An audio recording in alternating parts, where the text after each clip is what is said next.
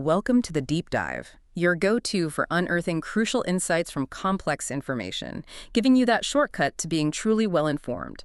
Today, we're plunging into the heart of a massive industrial sector, one that quietly underpins so much of our modern world. Exactly. We're talking about the chemical industry, a foundational pillar for any robust economy, really.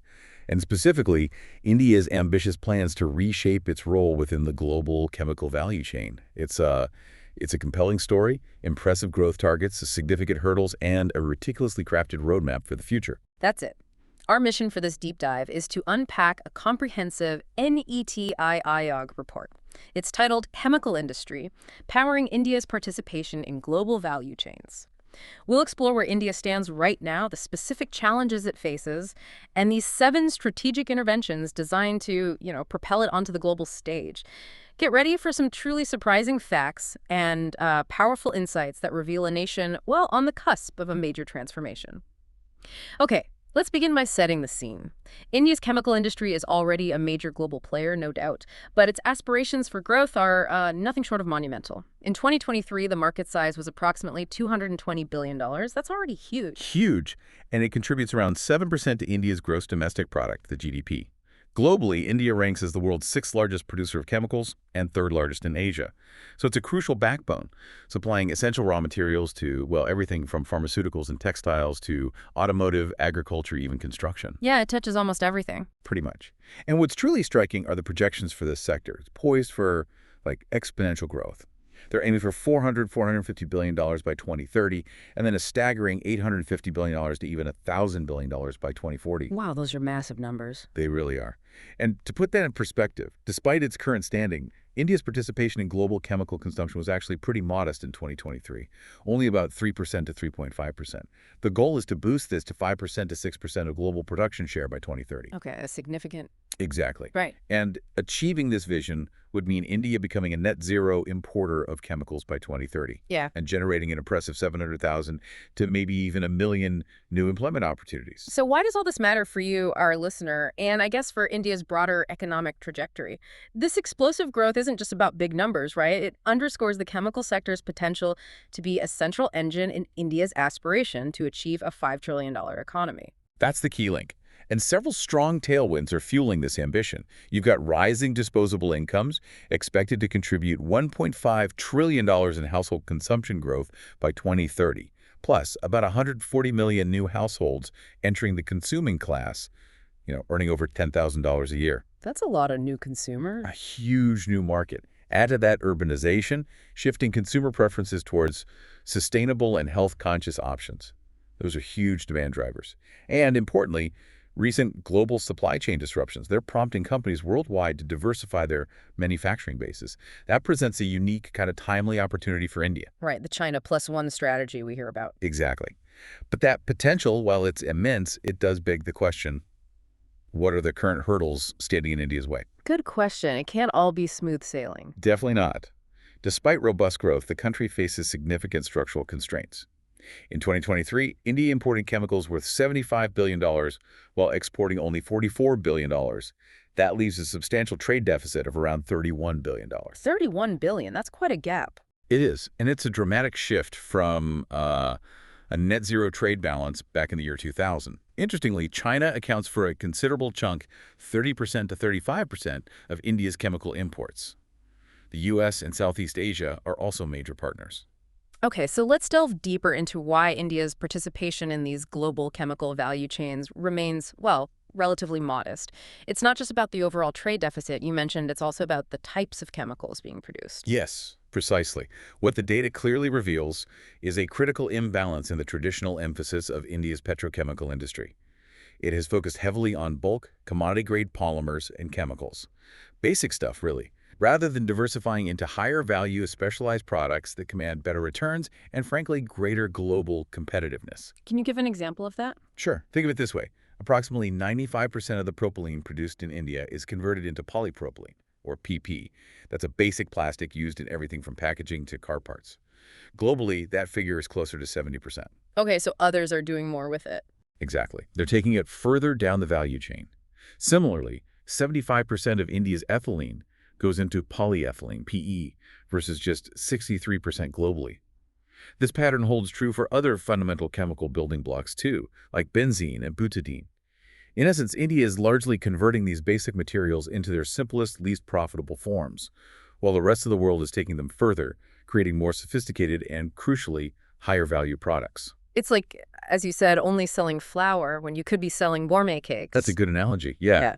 Selling the basic ingredients instead of the finished higher margin product. This limited diversification into specialty and high-value downstream products really constrains global competitiveness. Okay, so connecting this to the bigger picture then, beyond just the production mix, what are the broader challenges India needs to tackle? We're seeing a high reliance on imports, particularly for these crucial petrochemical intermediates and specialty chemicals you mentioned. Right? That's a big one. Then there are significant infrastructure limitations, things like insufficient availability of raw materials, the feedstock, also inadequate common user facilities, and persistent logistics inefficiencies, getting things from A to B smoothly. Logistics are always key, and regulation. Absolutely. Complex regulatory frameworks, especially around environmental compliance, are a hurdle, plus a persistent shortage of skilled talent. You need the people to run these advanced plants. Okay, so a range of challenges, but this is where the conversation turns to solutions, right? The NITI Aayog report lays out this comprehensive strategy, 7 specific areas for policy intervention. Let's start breaking those down. Intervention number 1, establishing world-class chemical hubs in India. Yes. The report proposes developing dedicated industrial estates, they call them petroleum, chemicals, and petrochemicals investment regions, or PCPIRs. The idea is for these to serve as world-class chemical hubs. And the inspiration comes from successful global models, like Singapore's Jurong Island. Jurong Island, what makes that such a benchmark? Well, Jurong Island is a global powerhouse. It's attracted over $40 billion in investment. It houses more than 100 chemical companies, and it contributes around 3% to Singapore's entire GDP. Its success isn't just about size, though. It's attributed to exceptionally high cracker capacity, like 4 million metric tons per annum for ethylene, plus strong feedstock integration. Meaning the raw materials are right there. Exactly. Sure. And well-developed shared infrastructure pipelines, utilities, waste treatment, all shared efficiently. Plus excellent strategic connectivity. Basically, everything a chemical company needs in one well-managed place. Okay, sounds impressive. So how do India's existing PCPIRs measure up against that kind of gold standard? India currently has 4 approved PCPIRs: Dahej in Gujarat, Paradip in Odisha, Visakhapatnam Kakinada in Andhra Pradesh, Yeah. and Cuddalore Nagapattinam in Tamil Nadu, though I think you mentioned that one's on hold. Yeah, the Tamil Nadu one is on hold due to environmental concerns currently. Dahej in Gujarat is certainly the most active and successful so far. It hosts India's largest petrochemical plant, and it's attracted over 1.2 lakh crore rupees, that's 1.2 trillion rupees in investments. So significant progress there. But not without issues elsewhere. Right. Challenges persist across the other hubs. You hear about operational difficulties, contractual issues, a reluctance sometimes from international companies about non-majority shareholding, wanting more control, and a general lack of dedicated management boards, except, as you noted, in Gujarat. Strong management seems key. So what's the plan to improve these hubs and maybe build new ones? Well, the proposed framework includes an empowered committee at the central level, chaired by the Secretary of the Department of Chemicals and Petrochemicals. This committee would provide strategic oversight, and importantly, it would manage a GVC chemical fund A fund for what exactly? for infrastructure development and something called viability gap funding. That means offering financial support to projects that are strategically vital, but might not immediately attract full private investment on their own. Helps get them off the ground. Ah, okay. Making them economically viable. Precisely. And then at the HUD level, an administrative body, maybe a special purpose vehicle, an SPV, would handle the day-to-day operations, attracting investors, managing land, and even providing pre-approved environmental clearances to speed up factory setup. Pre-approved clearances, that sounds like a big deal for speed. Potentially, yes. The plan also considers developing new chemical clusters in states like Maharashtra, Karnataka, West Bengal. These would be carefully evaluated based on factors like existing refining capacity and, crucially, proximity to ports. Which brings us neatly to intervention 2, developing existing port infrastructure. Moving from specialized hubs to efficient logistics. Ports are absolutely vital for global chemical trade. How do India's ports stack up? Yeah, looking at the bigger picture, India has this huge 7,500-kilometer coastline, over 200 ports. The potential is massive. But it faces significant gaps in chemical logistics specifically. Indian ports generally suffer from insufficient handling capacity. Can you quantify that? Sure, take 2022-23 figures. Antwerp, a top global port for chemicals, handled 286 million metric tons of total traffic. Compare that to India's major ports like Kandla, which handled 138 million metric tons, and Paradip at 135. So a single leading global port handles more than double the traffic of India's two biggest chemical ports combined. Wow, that's a stark difference. And storage. Similar story. Lack of adequate storage capacity. Antwerp boasts about 9.6 million metric tons of liquid bulk storage. Kandla has maybe 3 or 4 million metric tons, plus limited mechanization and inadequate last-mile connectivity getting goods from the port inland hamper efficiency creates bottlenecks. Okay, clear gaps. So what's the plan to bridge them? How does the report propose making ports more efficient for chemicals? A key proposal is setting up a dedicated chemical committee for ports. This would have representation from the Ministry of Ports, Shipping and Waterways, the Department of Chemicals and Petrochemicals, and, importantly, industry stakeholders. Bringing everyone to the table. Exactly. This committee would focus on enhancing operational capacity and efficiency, specifically optimizing infrastructure for the chemical industry, which has unique needs, and ensuring high safety standards, given the hazardous nature of many materials. The strategy targets development at 8 high-potential port clusters across India, aiming for a really transformative impact on logistics. All right, moving on. Intervention number 3, introducing an Opex subsidy scheme for chemicals. Financial incentives, often a powerful catalyst. What's being proposed here to boost domestic manufacturing? What's quite innovative here is a proposed operational expenditure, or Opex subsidy scheme. The idea is to directly incentivize local production, not just setting up, but the actual running costs, which in turn reduces supply chain vulnerabilities, makes companies less reliant on imports, and significantly boosts competitiveness. How would it work? The scheme would offer incentives on incremental sales, so on sales above a baseline to selected participants for a fixed number of years. It would start at a pretty generous rate, 10% for year 1, and then gradually decrease to 6% by year 5. And who gets this? Which chemicals? It targets chemicals grouped by their end use, things like agrochemical intermediates, pharmaceutical intermediates, battery and electronic chemicals, very important now, dyes and pigments, petrochemicals generally, and those with multiple uses. The hope is this initiative stimulates an additional 65,000 crore rupees in investment. 650 billion rupees. Right. An additional 3 lakh crore rupees in turnover over 5 years. That's 3 trillion rupees. So the substantial financial push aimed directly at boosting production. Definitely sounds like it. Okay, let's talk technology. Intervention 4, developing and accessing technologies to enhance self-sufficiency and foster innovation. Innovation is always called the engine of progress. How does India's chemical industry stack up in R&D spending? Yeah, this is a critical area. Currently, Indian chemical companies spend only around 0.7% of their revenues on R&D. That significantly trails the global average, which is about 2.3%. Less than a third of the global average. Why so low? Well, key challenges include funding constraints, especially for small and mid-sized companies. They just don't have the deep pockets. Also, limited collaboration between industry and academia. They don't always work together effectively. And that persistent shortage of skilled R&D talent we mentioned earlier. There's a reported 30% shortfall in qualified people, a real capacity gap. So given those challenges, what's the game plan? How does the report suggest making India a leader in chemical tech and innovation? It outlines a clear two-pronged approach. First, focusing on developing indigenous technologies. Homegrown innovation. This involves establishing a dedicated R&D fund. The target is an annual budget of around $150–200 million. It will be overseen by an interface agency working with the Department of Science and Technology and the Department of Chemicals and Petrochemicals. What kind of R&D would it fund? Priority areas are critical for the future.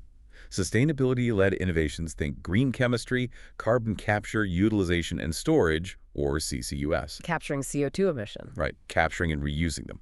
Also, process improvements using advanced technologies like AI or continuous manufacturing, and crucially, the development of new molecules. That's absolutely vital for high-value sectors like pharmaceuticals and advanced materials. Okay, that's prong 1, develop it yourself. What's prong 2? Prong 2 is acquiring access to specific global technologies, recognizing you can't invent everything. This aims to foster partnerships with multinational corporations, the MNCs, to gain access to cutting-edge technologies not easily available or developed quickly in India. The report even identifies specific target products for such partnerships, things like acetic acid, certain specialty polymers, battery chemicals, electronic chemicals, How would they attract those MNCs? through incentives.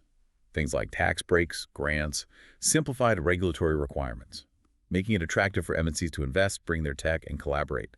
The goal is to bridge that technology gap much faster than India could solely on its own. Makes sense. A mix of homegrown and acquired tech. Let's move to Intervention 5, Fast-Tracking Environmental Clearance, or EC, with transparency and accountability. Regulatory hurdles. These can notoriously slow things down. What's the core problem with environmental clearances in India? How bad is it? You've hit on a really crucial point. Balancing growth with environmental protection is always tricky. And India's EC process is, frankly, a major bottleneck, according to this report. Well, the official prescribed timeline for getting an EC is 255 days. Which is already over 8 months. Right. But a staggering 90% of projects actually face delays beyond that. And the average delay is another 196 days on top of the 255. So you do the math. The total average time stretches out to nearly 2 years. 2 years for environmental clearance. On average, yes.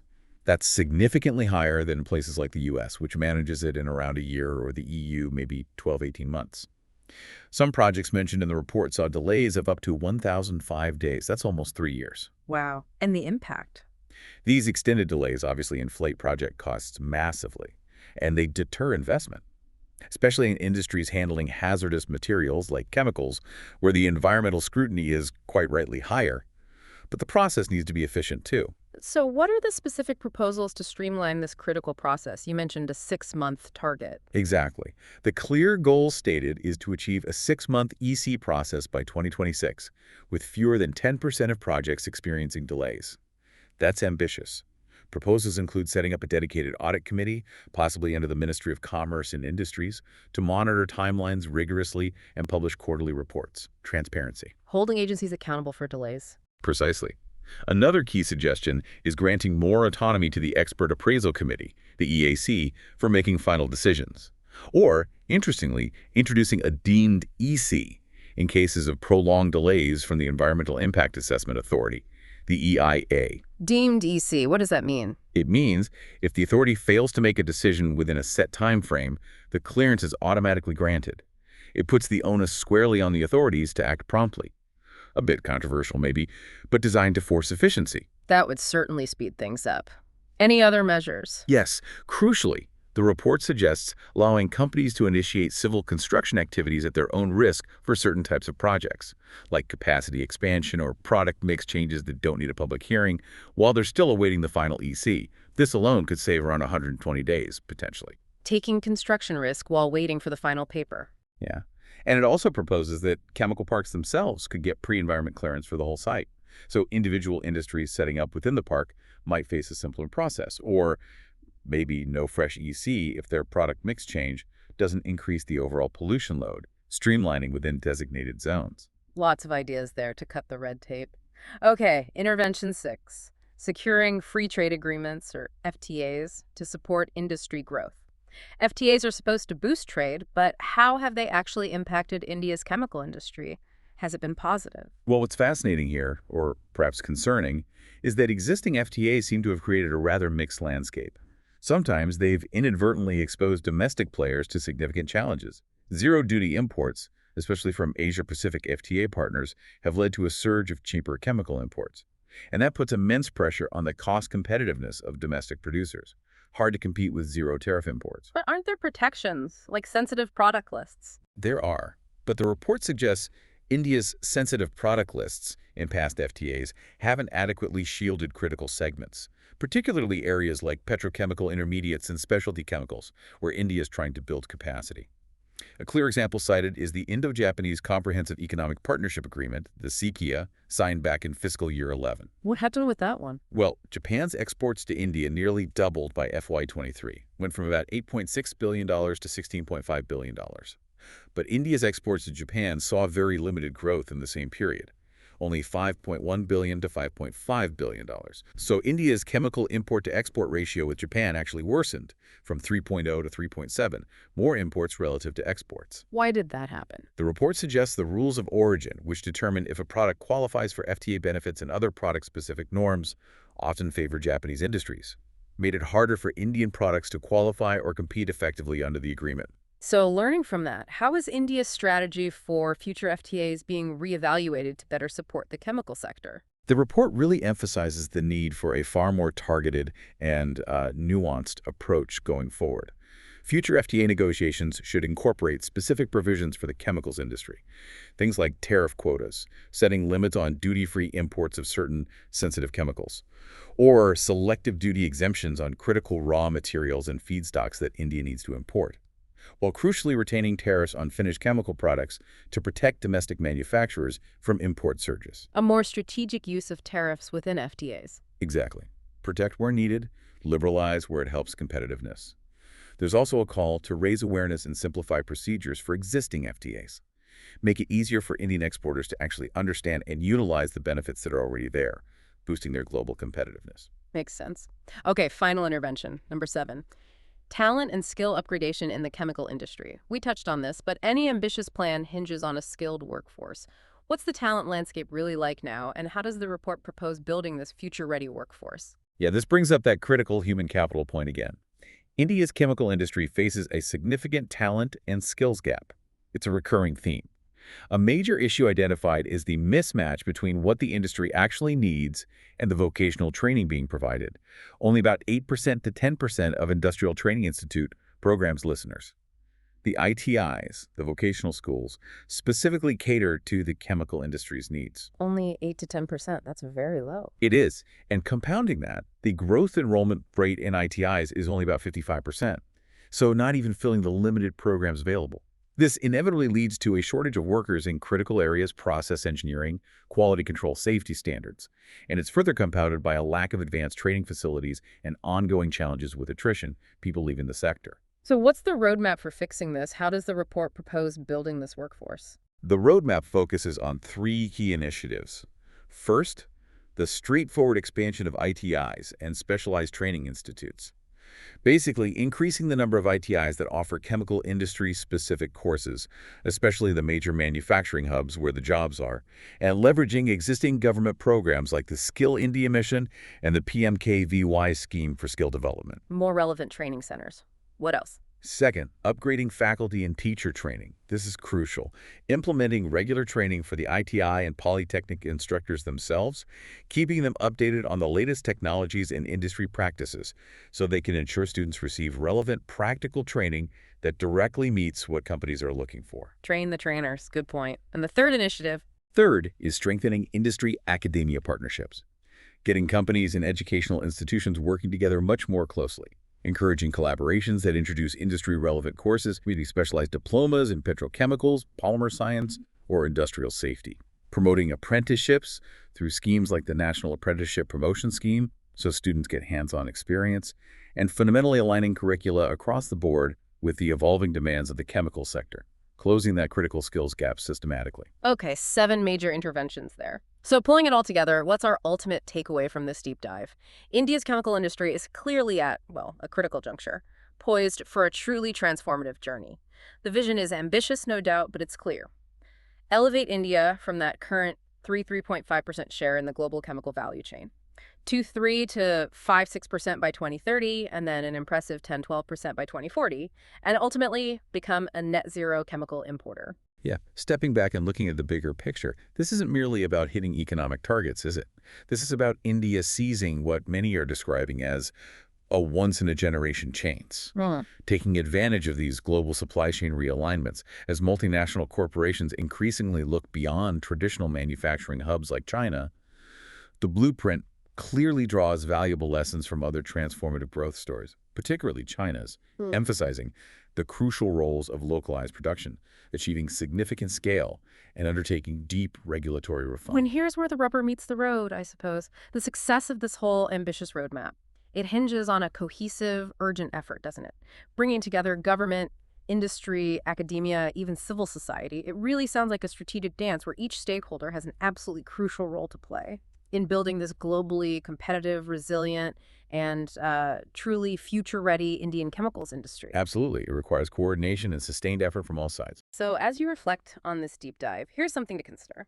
Beyond the numbers and the policies we've discussed, How might India's strategic push in chemicals fundamentally reshape the products and technologies that impact your daily life? And maybe, what new surprising innovations might actually emerge from this determined transformation down the line? Something to think about.